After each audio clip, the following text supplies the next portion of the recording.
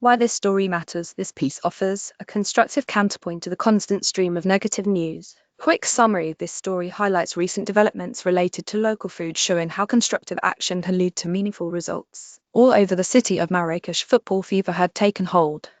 Africa's continent-wide soccer competition, AFCON, was being hosted in Morocco. And here, at the Amal Targa Center, a fan zone had been set up for the big clash between Egypt and Benin. Yet the most impressive team performing that night was not a group of sports stars. It was the half-dozen young women cooking up an Epicurean storm, from mouth-watering burgers to spicy merguez sandwiches and decadent chocolate waffles. This pop-up fast food is far from the only style of cooking that Ahiba has been taught during her time with Amal, a Marrakesh-based non-profit that sees chef training as the recipe for women's empowerment in Morocco. During the course, which runs for about 9 months, she is learning how to make staples like cod's bread, classics like tagine stews, French gastronomy, as well as her new favorite cuisine, sushi. Would you like to read more good news about local food, women inequality, employment, and economy? I really like it, says Ohiba, who has since become a fan of Japanese anime and K-dramas. Even my mom asks me to cook it for her. Ohiba is one of more than 350 women who have been trained by Amal since it was founded in 2012. The non-profit's goal is to address the stark gender inequalities in the North African nation. The World Economic Forum's Global Gender Gap Report 2025 ranked Morocco 105th out of 148 countries. And despite making up roughly half of the population, Moroccan women represented just over 20% of the workforce in 2024, according to the International Labour Organization. Moroccan women continue to face discrimination, harassment, and barriers in various facets of life, both public and private. A recent report by Afrobarometer concluded, "Let's not hide the sun with our hands." In Morocco, like many other countries, we are living under patriarchal norms, says Fatima Zahra Iflahan, a gender expert, activist, and professor at the Kali Ayad University in Marrakesh. In order to cook up change, an American-Moroccan woman called Nora Fitzgerald Belasson began Amal as a small baking business with 2 women she had met. Both were struggling to support themselves and their children, so Belasson, who was born in Morocco but raised in California, suggested that they start making brownies and cheesecakes to sell together. Little by little, the project began to rise like a cake in the oven.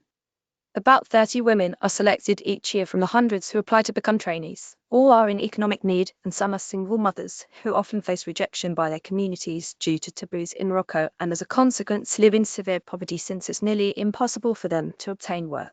The first week can be very difficult, says Ismail El Batalani, one of Amal's chef trainers. Some women don't know how to read or write. Some women didn't know how to make bread. As part of the course, the women receive a holistic package of support: free cooking training, language lessons, life coaching sessions, culinary masterclasses, cultural outings, and health insurance, a monthly stipend to cover living expenses and bus transportation fees, and an extra stipend for students who have children. Sana 8 Lamalane, 22, did the training in 2023 and now works as a server at the Gellies restaurant.